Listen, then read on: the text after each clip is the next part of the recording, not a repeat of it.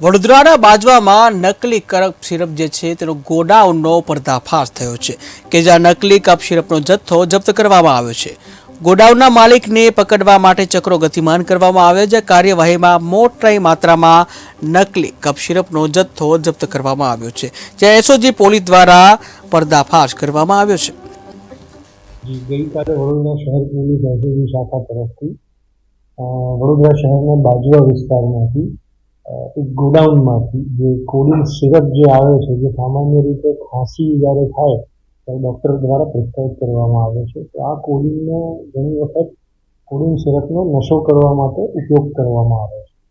તો વડોદરા શહેર police SOG તરફથી બાજુઆ વિસ્તારમાં આવેલા એક ગોડાઉનમાંથી 367 બોક્સ 44,000 જેટલી કફ સિરપની બોટલ 66 લાખના મુદ્દામાલ સાથે આપણે ગઈકાલે સીઝ કર્યો છે।